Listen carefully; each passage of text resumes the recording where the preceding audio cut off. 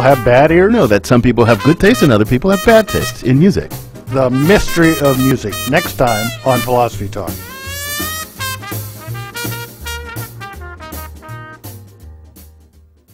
Listen to Philosophy Talk today at noon on KSJE 90.9 FM, Farmington. This program is supported by San Juan Health Partners Urology, providing a wide range of personalized services for the whole family, including children. Our caring professionals are dedicated to helping meet your urology health needs with skill, experience, and service you need. For a complete listing of our services and to learn more, visit sanjuanhealthpartners.com or call 505-609-6300. San Juan Health Partners Urology, a division of San Juan Regional Medical Center.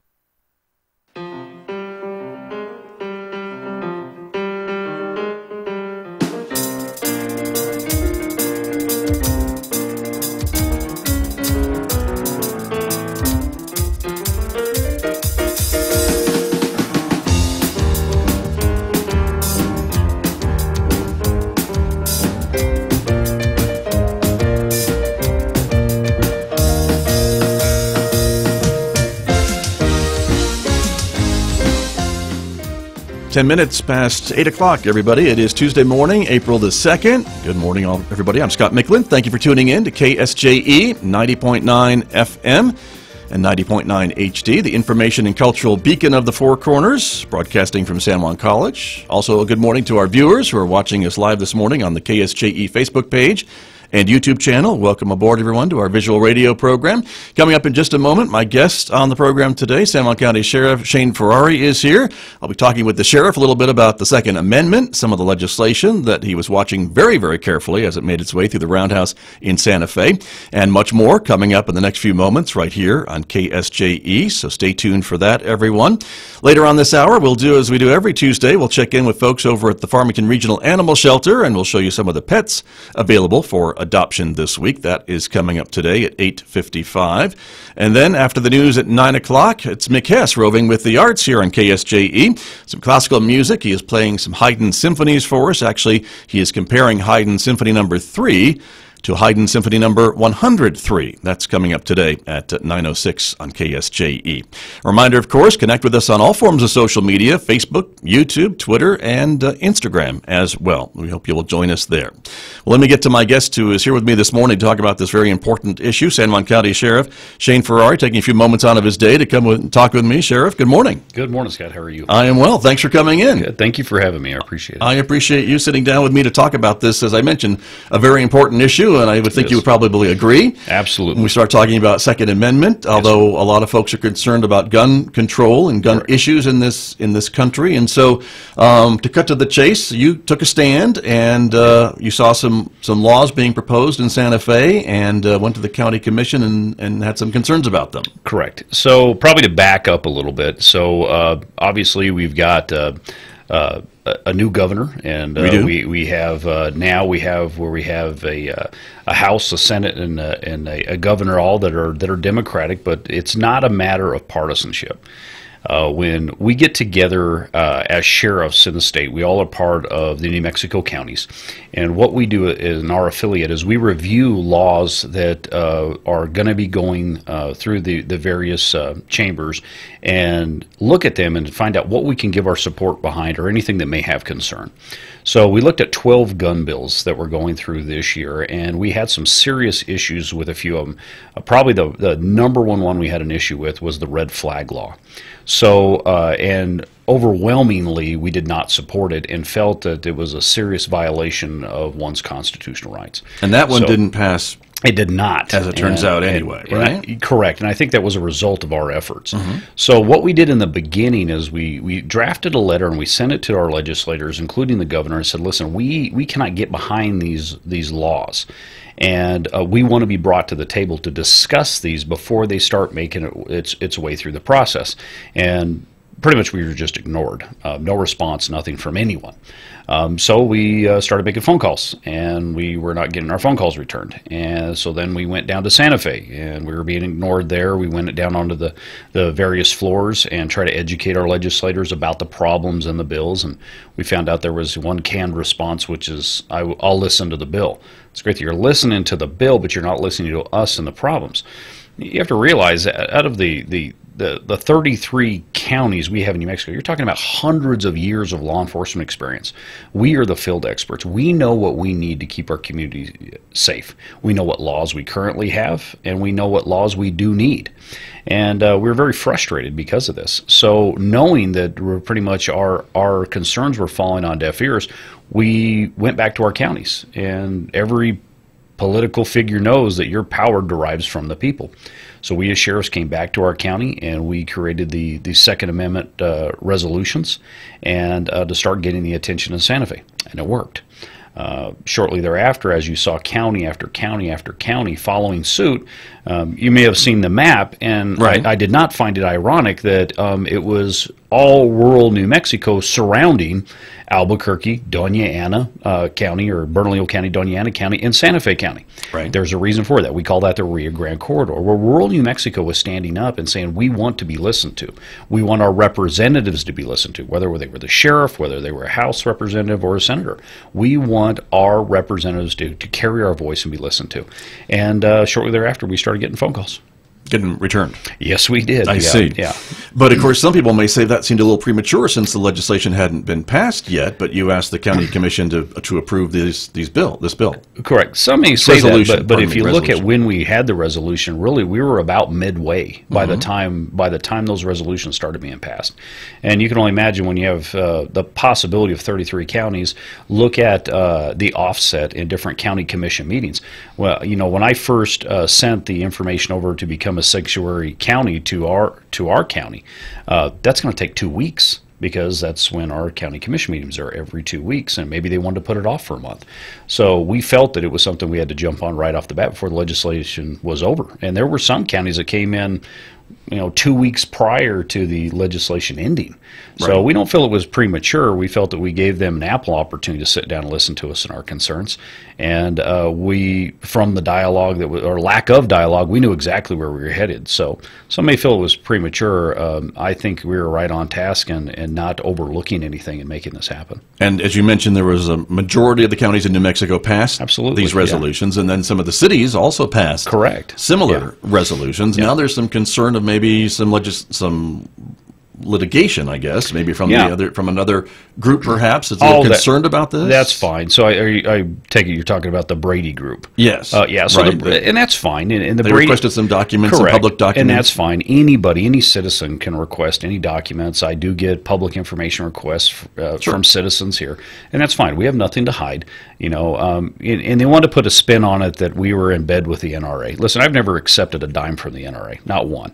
Mo Maestas, the representative that pushed the red flag law, his wife is a lobbyist for Everytown, which is anti-gun group or gun control advocacy group. I see.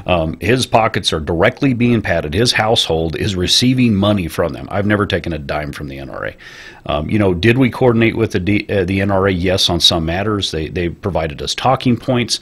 They provided us legislation that was similar to ours that was going around the country. They provided us with information from the ACLU that really did not support this red flag law out of Rhode Island, and their red flag law was 100 times better than ours, and the ACLU didn't support those. And you will find it very rarely where you have law enforcement and the ACLU on the same side of the fence. And they were providing those things for us where we don't have the resources, and they were giving us information that we could use. But we are the ones that stood up. We are the ones that went before the different committees and expressed our concerns. And, we talk about, I've been criticized by a few, supported by most, but it's my job to uphold the law. You are absolutely right. It's when I took my oath, it was to uphold the Constitution of the United States, the Constitution of the state of New Mexico, and the laws of the state of New Mexico.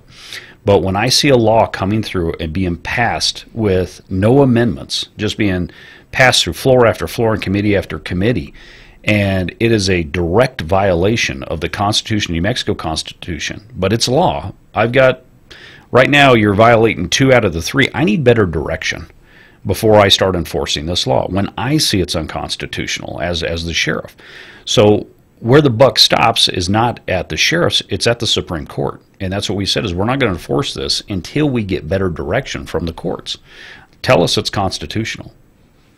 And I think, Sheriff, with all due respect, I think that's what a lot of folks were wondering about is can you pick and choose the laws that you choose to enforce? Shouldn't a court be able to interpret this law and then let you know what they say? Absolutely. But one thing I do have, and law enforcement has, is discretion. I can choose to. You're speeding down the street. I can choose to let you off on. I just would like to make that very clear. I'm pretty sure, and we've got your license plate. Yes, we do. But no, just as the way somebody's speeding down the road, and Understood. we have the discretion whether to let you off on a verbal warning, a written warning, or give you a citation. We have discretion, and one thing we always look at, obviously, is the intent. What was the intent and the infraction of the law? But when, again, I have a law where I'm violating my oath to the Constitution, I need better direction. And, a lot of people were criticizing sheriffs saying, well, you can't pick and choose the laws that you choose to enforce or not. Well, I agree with you.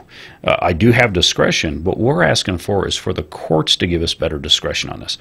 Here's an example of that. Just the last week, there has been a high-capacity magazine ban in California that was just found to be unconstitutional. A law that banned them was found unconstitutional. Now that right there, as a law enforcement officer, if they ban high-capacity magazines, I mean, that's not something that I'm going to get into on that. But when you're talking about a law that violates due process, I mean, violates the 14th Amendment, violates our 4th Amendment, violates our 2nd Amendment. I mean, one law violating a multitude of civil rights and the Bill of Rights, I'm going to stand up and say, whoa, stop on this. I'm going to need some better direction from somebody before I start doing this. Because ultimately, if they pass a law and I enforce it, I'm the one getting sued. The county's the one getting sued for violating somebody's civil rights. And I'm not going to do that until the Supreme Court tells me it's constitutional. And again, you have taken this stand, Sheriff, because you are the highest elected law enforcement officer in the county. That's correct. Yeah, that is correct. And your compatriots who are in the other counties as well. Correct. I mean, that's correct. How they feel. When you I always told myself, if you don't know if you're right or wrong, look where you stand and look at the people surrounding you. And these are some fine sheriffs from around our state. And when you had 20, I think we ended up with 29 counties. I know Taos ended up rescinding theirs, but 29 counties standing up and saying, whoa, this isn't right. You need to listen to us. And that's frustrating. And ultimately, we as sheriffs, we want to just be invited to the table. Again, you're talking about the field experts here, and when you're drafting these bills, ask us what we need. These were cookie-cutter bills. They were brought in, for instance, our law revolving background checks. Right. When we asked Senator Martinez several questions in it, he says, I got this word from Colorado. We're not Colorado. We're New Mexico. We have our own constitution. We have our own laws. We have our own citizens. Me as a citizen of New Mexico, I'm not interested in taking other states' laws and bringing them here to New Mexico and implement them here. Those legislators don't represent me. My legislators represent me, and that's what I expect. Don't be lazy. Sit down with us, with law enforcement. Let's draft a bill on the concerns and the needs of New Mexicans, not Coloradoans. That's fine. They can have their own bill. Let's bring it up to date, though. So the gun bills that did pass, that the governor has signed, is this background check bill that you're talking about. Correct. And so far, that's the only one to my understanding. Yeah. So out of the 12 bills that were introduced, we had 2 bills that passed. One being the background check, which was signed immediately into law. I mean, the minute it came off the printer, she signed it. That was a agenda item she had. The second one that's still sitting on her desk, and I'm scratching my head a little bit, wondering why it's been sitting there so long, has to do with the expansion of firearms prohibitions in addition to domestic violence. So what that means is there's certain people that can't have guns. Felons, for instance, federally and by New Mexico current law, felons cannot possess a firearm. Also under federal law, those convicted of what, it's kind of broad, but they say state domestic violence crimes cannot possess a firearm. So for instance, battery. If you batter your spouse and are found convicted, you lose your gun rights.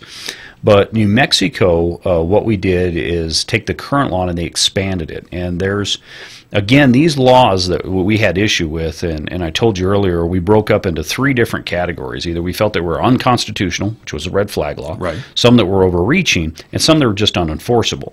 Well, when it comes to this expansion of domestic violence and firearms prohibitions, one of the issues we as sheriffs have in that is it includes property damage. So, in other words, property damage under household member means you and a spouse own a vehicle, and during a heated argument, you decide to take back yourself to punch out the window.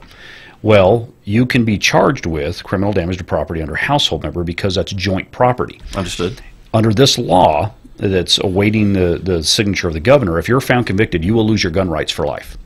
If you throw the wedding album in the fire in a heated argument, you lose your gun rights for life if convicted. That, I feel, is overreaching. Well, and she hasn't signed it yet. She hasn't signed it, and correct. So we'll see. And she has until Friday to do we'll see. that. She has till Friday, so we'll see what happens. But that was one that made it through, that's sitting on her desk, and we're kind of scratching our heads. Hopefully, I'm hoping she sees that. Right. You know, it would be nice if we had a state police chief currently sitting in the seat that would give her some direction if she had that type of counsel. The one that she did sign that had to do with background checks, that one right there we feel is unenforceable. Reason being is a crime really has to be committed before we know that. So now, under this current law, if I have a homicide and I find out that that person procured that without going through a background check, now I can charge them with a misdemeanor. So how did that prevent any crime from happening? Right. It didn't. But is it also then dependent upon the store, the retail outlet, to do these background checks, or the gun show, or expand it a little bit to these other venues? Correct. I guess the stores are doing it. You're right. Yeah. So one thing we could understand as sheriffs was when it comes to gun shows or private sale. Well, the private sale, but really break private sale up into 2 different categories on there. You have private sale being gun shows, where anybody you don't know can go into a gun show. They're there to sell guns. They don't know the individual they're selling guns to, and they buy a pistol from them. They walk out the door. The guy could be a felon. Yes. Another thing we could totally get behind is internet sales like Craigslist, Facebook, or anything like that, where they're sneaking guns doing that way. Most internet sales already require an FFL for that gun to be transferred to and the paperwork to be done prior to the person purchasing it taking possession of it. I see. All right, so we could totally get behind that. Those are good. Those are good. But for an individual who's known his neighbor for 30 years and, you know, has had his coveted 30-30 rifle and is now his neighbor wants to buy it, who's known forever, knows him to be good character, to sell it to him should be fine. We don't see a problem with that. And, you know, they wanted to bring up all these studies, but the latest study that came out from the University of California and the Johns Hopkins Institute, they did a 10-year study on California's background checks for private sales, and they have found it had no deterrent in crime in California, none. So our fear is this is not going to work. And when it doesn't work, then you come back with something more strict, and it goes on and on and on. Let's do it right the first time. Let's start talking about increasing the penalties when it comes to felon in possession, where it's not a 4th-degree felony. Let's make it a 3rd or 2nd-degree felony. Let's fix firearms enhancements. Right now, if you commit a crime involving a firearm, the firearm enhancement's 1 year. One year. That's it. 1 year more. Yeah. And it shouldn't be able to be pled away, yet it is. Let's focus on those things. Let's take the fight to the people that are committing the crimes. Let's not implement laws on the law-abiding public. Let's go after the bad guys. Let's make that happen.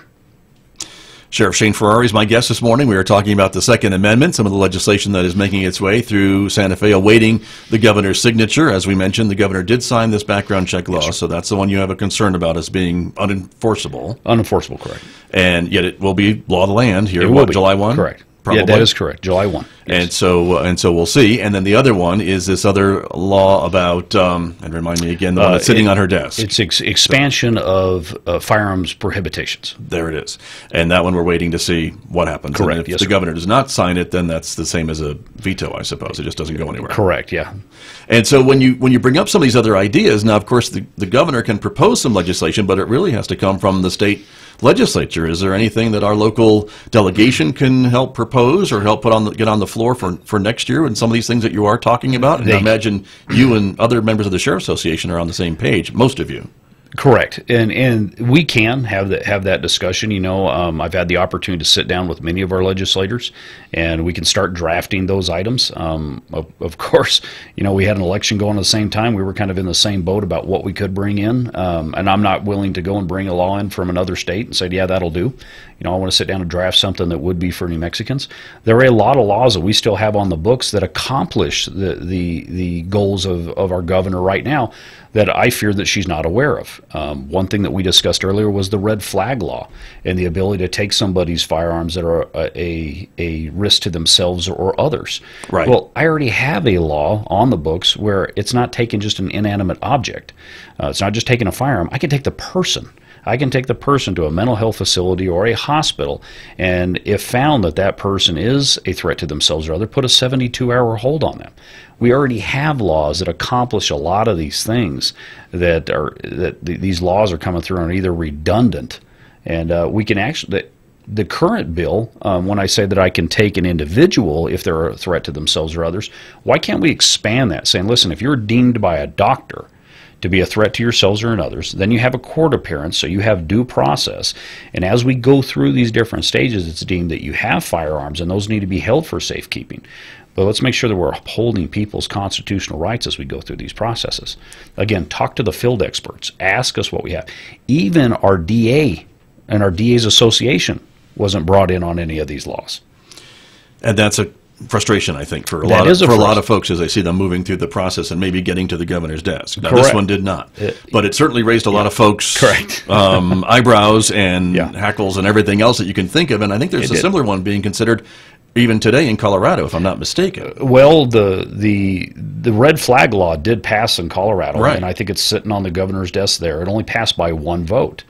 But, you know, when you have this many people standing up nationally, not only here in New Mexico, and really protesting this in particular law, I think there's a way to make it work, but we have to make sure that we're protecting people's constitutional rights. And, you know, I want to go back to that. If it wasn't, I truly feel, Scott, if it wasn't for the sheriffs coming back to their county, standing up and bringing on these Second Amendment resolutions, it would have been par for course. We would have continued being ignored, and possibly that red flag law would have been passed through. But we caused enough ruckus, and we got rural New Mexico to stand up and got our legislators to start listening. And I mean, that was bipartisan, where they said, no, we're not going to back this. And I really think it took New Mexicans to stand up and do that. And I thank the public for that, for supporting us. And they did. We saw the pictures from the county commission meeting. I mean, you had standing room only, and then some in the hallway, and it spilled out into the vestibule of the county commission building. And I know the sheriff's, the fire marshal was watching very carefully, counting the number of people that were in there to make sure you were in compliance. I was scolded a little bit afterwards, but yeah, we looked. We had the largest county commission meeting ever, and that was not only in San Juan County, across New Mexico. You saw county commission chambers packed with citizens that were concerned about their constitutional rights, and rightfully so. And yes, the fire marshal did scold me afterwards. I told him if he wanted to tell the public they had to leave, I'd be right behind him. And of course, that didn't happen. That didn't happen. That's very true.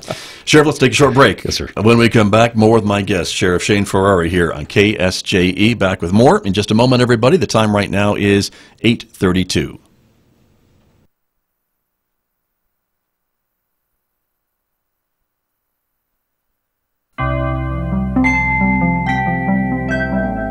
Hi, I'm Don Glass. And I'm Yael Cassander. And we host A Moment of Science. The world is always posing questions, and science is always in pursuit of answers. A Moment of Science offers many of those answers in a timely moment of entertainment and enlightenment. We hope you'll tune in. For more information about A Moment of Science or to download our latest podcasts, visit us at amomentofscience.org. Listen weekday afternoons at 5:45 on KSJE.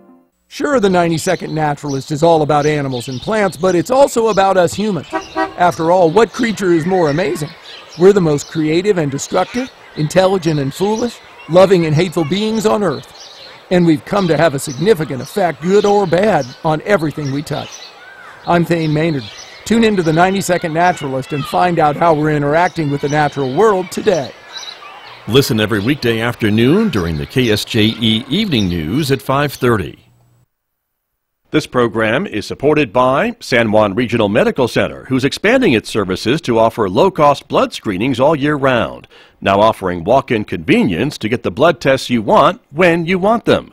MyLabs, patient-ordered testing, is available in Farmington at the hospital's laboratory and the Outpatient Diagnostic Center on 30th Street.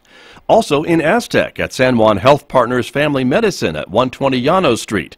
With nearly 20 tests available, there's an option for everyone. MyLabs, patient-ordered testing, a wellness service of San Juan Regional Medical Center.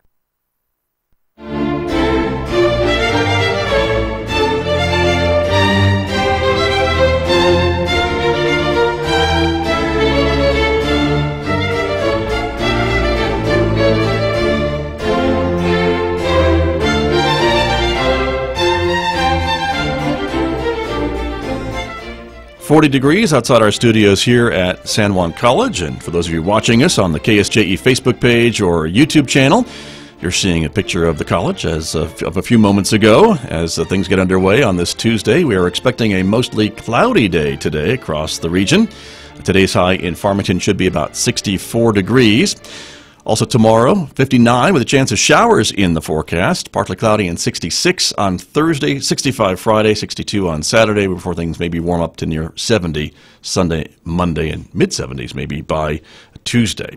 I'm Scott Michlin. My guest on the radio this morning is San Juan County Sheriff Shane Ferrari, who is with me. And again, Sheriff, appreciate you being here. Thank you. We've been talking about the Second Amendment, and so I think we've covered that topic pretty well, but I know it's something you're still going to keep an eye on and are very concerned about, certainly protecting Second Amendment rights, but also I think you certainly understand folks' concerns about the increase in gun violence across our country. Absolutely we do. And listen, we want to be part of the solution, not the problem. And it's not that New Mexicans or sheriffs don't care for the safety of New Mexicans. Absolutely not. We care about what's going on. We care about implementing law that's effective. And, you know, I just want to end on the note that on Friday, that our county commissioners did have a meeting with the governor. They were at all the counties got together and submitted questions. They took the two most common questions that were asked amongst counties. One of those being that they asked the governor, what are you going to do about working with our sheriffs on legislation? And we did get a commitment from the governor to come to the table and let's sit down, let's talk about these things. Whether it's confusion on her end or ours, we'll be able to iron out. And communication, again, is where things often fail and what it's overly needed here. Well, that's hopeful. So we look forward to it. Yes, and you know, I have been in contact with our president with the Sheriff's Association, and the governor's office is reaching out to us and facilitating a meeting with us, and I look forward to that. Good. Well, and I hope you'll come back and tell us how it goes. Absolutely. So absolutely, we'll look forward to that as well. Another issue I want to talk to you about, though, is immigration. There's certainly no shortage of feelings on one side or the other about that issue. Correct. A lot of folks concerned. Certainly, people are concerned about illegal immigration. Folks coming into this country who aren't supposed to be here, violent folks maybe committing crimes once they get here. But then there's the other side of it, too, are these hardworking folks who just want a chance at a better life, and that's what the American dream has always been about for the history of this country.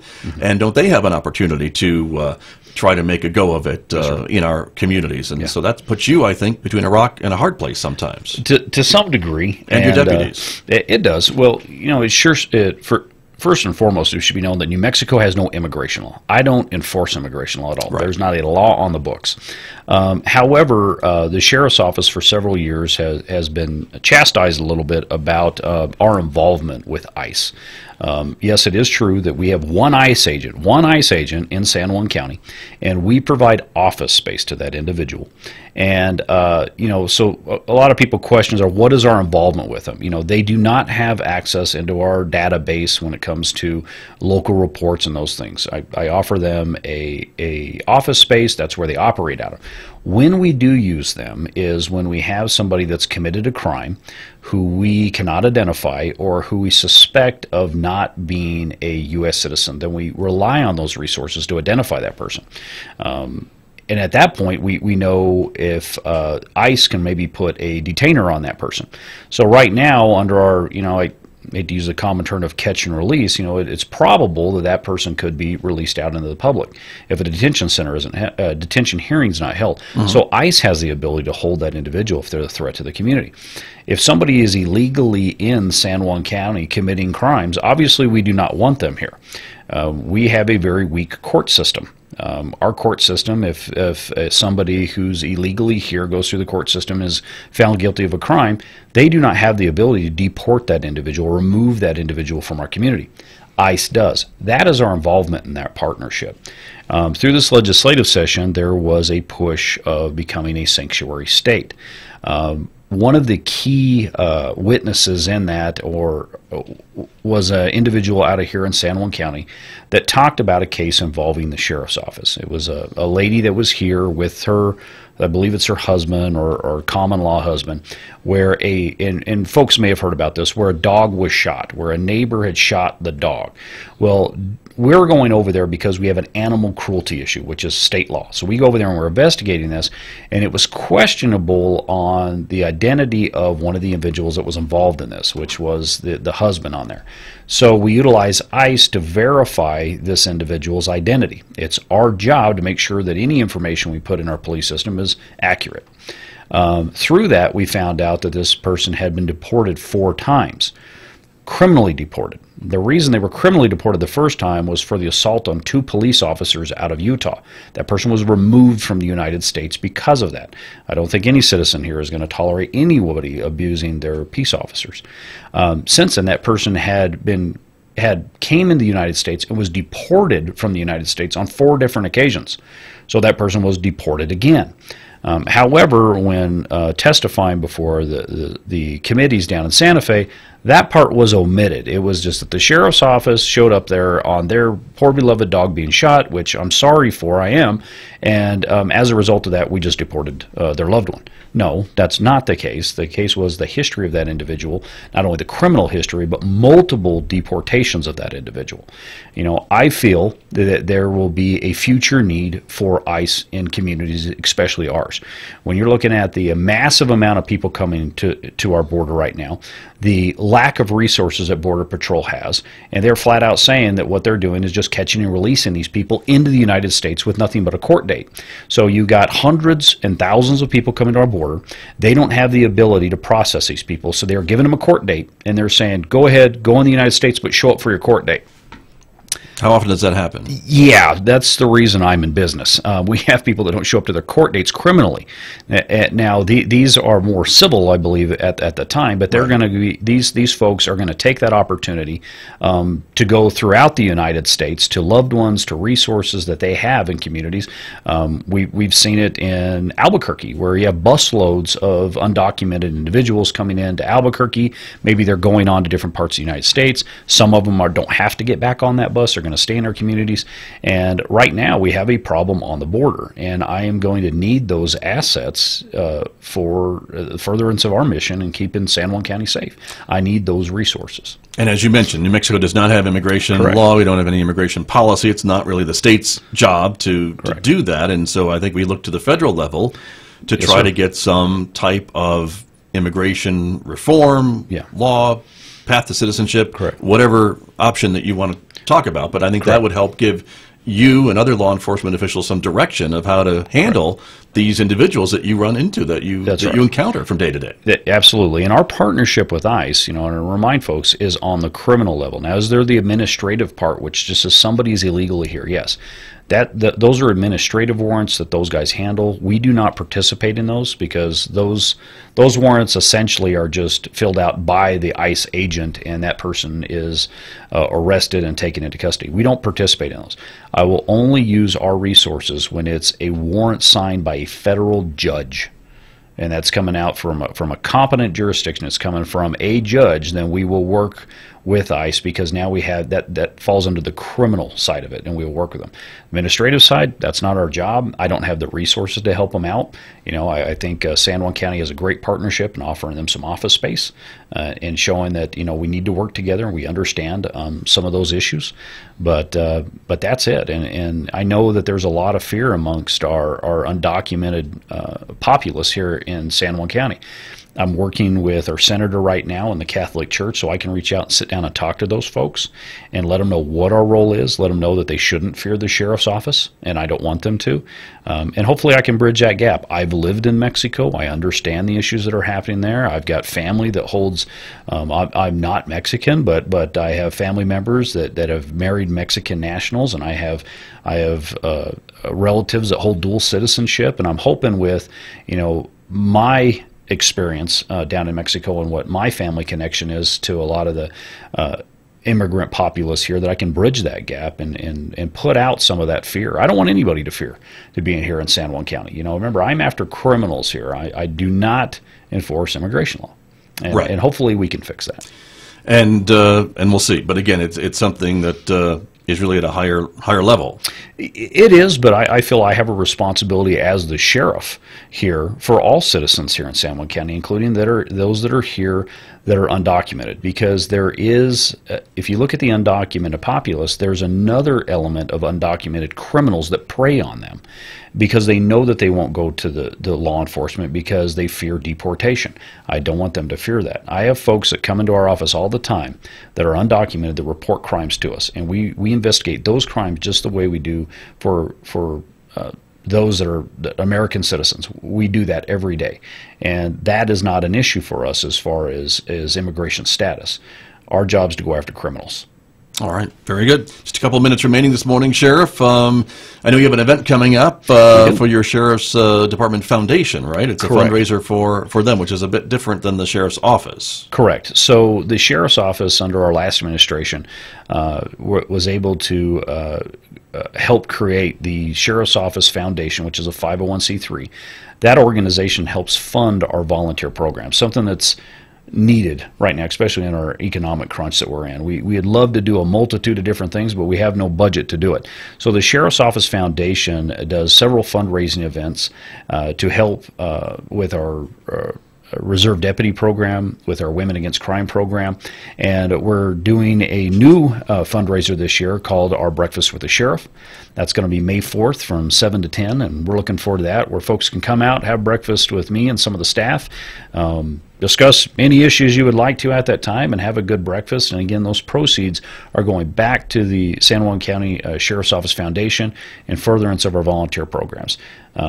We are currently working on a couple new programs, our Lioness program, which we're very excited about, and that targets young females, teenagers, and it's real similar to our Women Against Crime, and it's an empowerment program for young ladies 16 to about that 17-year age that are fixing to move on into college. So we talk about a varieties of crimes that they could experience or be exposed to as they move on, as they move out of the house.